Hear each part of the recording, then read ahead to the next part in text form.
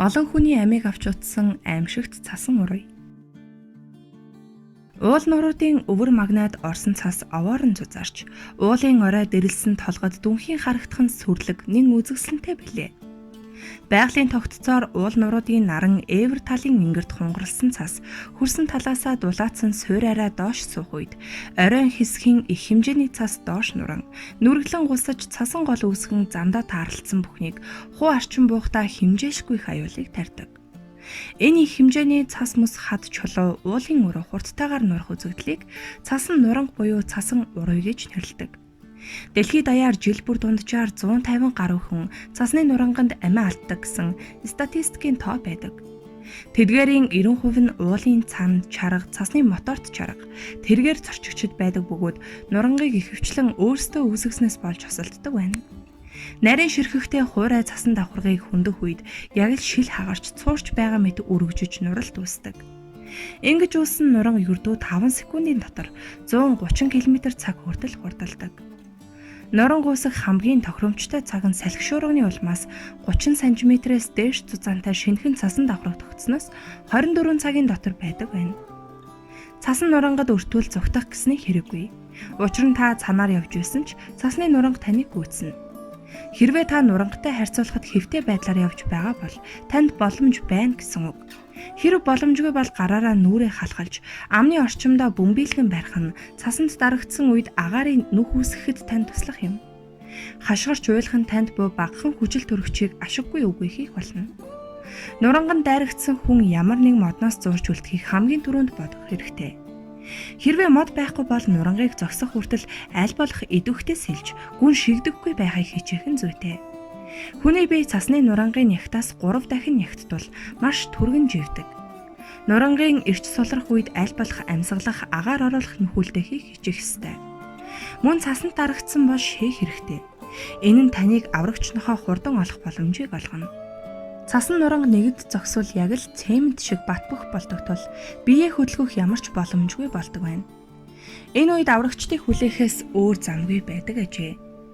Олон жилийн статистикийн дунджаар нуранганд дарагдсанаас хойш 15 минутын дотор ухаж гаргавал 93% нь амьд үлддэг. Үүнээс цааш амьд үлдэх магадлал огцон багасдаг ажээ.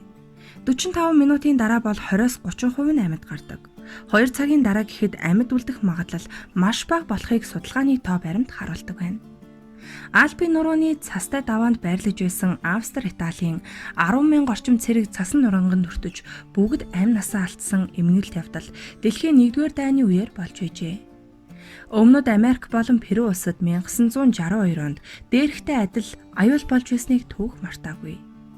Хоромхон зур 8 том суйранг бүрэн сүйтгэсэн цасан уруунжинг Эрдэмтэд 3 сая илүү тонн хэмээн тооцоолсон байдаг.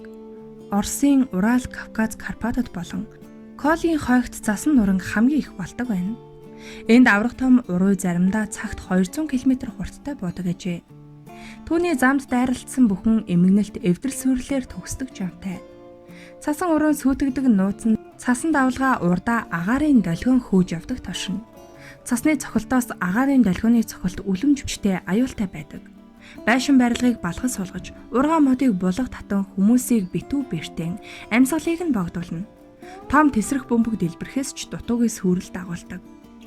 Нэг удаа Альпад цасан нуранг болж тэр нь жуулчдын байрнаас 5 м зайтай ирж зогссон боловч олон төдий байшин нураажээ. Тэр урууг ойртох үед буруу хараад сууж исэн хүмүүс амьд үлдэж, харин өөдөөс нь харж суусан хүмүүс бүгд байшин нурахаас өмнө амьсгал хураажээ. Учир нь цасанд хөөгдөн цөмрөн орж ирсэн шахагдсан агаар тэдний амьсгалыг нь босон хэрэг. 1954 оны өвөл Даллас станцад цасан уруунаас бий болсон агаарын долгион 40 тонны вагоныг өргөөд замаас 100 орчим метрийн зайд шидсэн байжээ. Төмөр замын буудлын тоосхон аваа болж хоцорсон гэдэг. Бид кинон дээрээс уулын хажуу даган урсаж орж ирж буй цасан нурлахыг бишгүүдэл харсан. Авраг том эсхийн өнхрөх мэт цасан үеэр хар ирчээрээ буухыг харахад үнэхээр айдас төрөх бөгөөд түүний замд өртсөн бүхэн сүрхэн хуйл байдаг. Альпийн нурууны уус нь энэхүү үхлийн цагаан гэгдэх урын орогнох гол газар юм. Жил бүхэн энд уруу болдог. Эндхийн хүмүүс уулын хажуу нүмер, хад, ой, буцааг бүхий байгалийн хамгаалалттай газар орон байраа барьж цасан уруу буух цаг сул чөлөөтэй орхих болжээ. Гэсэн хэдий ч үе үе байгалийн гамшиг аюул нүрлэх нь бий. Эрдэмтэд цасан уран үүсэх нөхцөл зан ашиг анхааралтай судалдаг байна. Цас ихц налуу бууж уулын онд хуримтлагдана. Цасан ширхэг газарт унсан тэрхэн мөчөд дуграг хэлбрээ хадгалах боловч үргэлжлээд малгайлан орох цаснаас дарагдан хэлбрээ алдаж улмаар бусадтайгаа барьцалтна. Зузаан цасан давхраг доорх газар дулаан байранд орсон юм шиг л болно. Энэ олтол хөлдөө байсан газар гисэж эхлэх үеэр газар дээр хурч унсан цас хайлна. Уулын ихц хажууд аажмаар бүрэлдэн тогтсон хэдэн зуун мянган тонн жинтэй цасан давхаргын суурьтайгаа барьцалтсан Батбих холбоос сулран гинэт дулаарх үеэр мөнөх аюул ирдэг ажээ. Япон улс нь газар хөдлөлтийн идэвхтэй бүсэд оршдог улсуудын нэг. 2018 онд Японы цанын баазын ойролцоо галтуул дэлбэрч цасан нуран гүйснээс нэг хүн амиа алдаж 11 хүн бэртэж гэмтэж байжээ. Гумамужийн Кусацу тосгоны ойролцоох 1 км талбайд дэлбэрэлтээ сүүссэн чулуунууд шидэгдсэн байна. Дэлбэрэлт болох үеэр зөөвөрлөгч машинд сууж явсан 4 хүн гэмтжээ. Тос бааз дээр бэлтгэлд хамрагдаж байсан цэргийн албаны 6 хүн цасны нурангаас эсэн мэнд үлдсэн байна. 1981 оны 3 дугаар сард Тажикийн Анзав даваанд байсан цагуурын станцын 2 залуу цанаар явж байтал хүлдээрх цасанд хөдлөх шиг болжээ. Минут болоод тэд цасан уруутай хамт уруудан оджээ. Нисдэг тэргээр эрэлт гарч нэг хоноод тэдний хавцлаас болсон бөгөөд золоор амьд байжээ. Ийм явдал цөөнгүй гардаг. 1990 оны 7 дугаар сарын 13-нд Ленины ориглоос асар том мөс тасарч нуранган зөвлөлт олон улсын уулчдын зогсоолыг үгүй хийж байжээ. Энэхүү ослын улмаас 43 хүн амиа алдсны 27 нь Оросын уулчин байв. Тэдний 23 тухайн үеийн хамгийн сайн уулчдын нэг Леонид Трошенкогоор ахлуулсан Ленинградын уулын клубийнхэн байсан аж. Мөн Чехословакийн 6 уулчин, Израилийн 3 уулчин, Швейцарын 2 уулчин, Испанийн 1, Италийн 1, Германы 3 уулчин явж байжээ. Энэ аяллаас Алексей Корен Лукин, Балибертийн хэмээх 3 уулчин л амьд гарсан байдаг. Корен Лукин нар майхнаа үндсэн лагераас доор хадан цохооны нүмерт байрлуулснараа амьд үлдсэн бол Владимир Балибертэн энэ өдөр нурсан бөөн цасны дээхэнтэй хайс босгож тэндээ хоноглож байжээ. Энэ ослын шалтгааны талаар нэг таамаглал байдаг. Энэ өдөр хятадууд газар доорх цөмийн туршилт явуулжээ. Энэхүү туршилтын улмаас Афганистанд газар хөдлөж түүний жижигхийлэн Памирт хүрч Ленины ориглоос асар том цас нурсан гэдэг. Цасан нураг 1.5 км үргэлжилсэн бөгөөд 5300 метрийн өндөрт уулчдын буудалсан газар гээд өргөн талбайг тэгшилсэн байдаг. Энэ газрыг хайруулын 5 гэж нэрлэдэг байсан бөгөөд хамгийн аюулгүй маршрутад тооцогддог байжээ.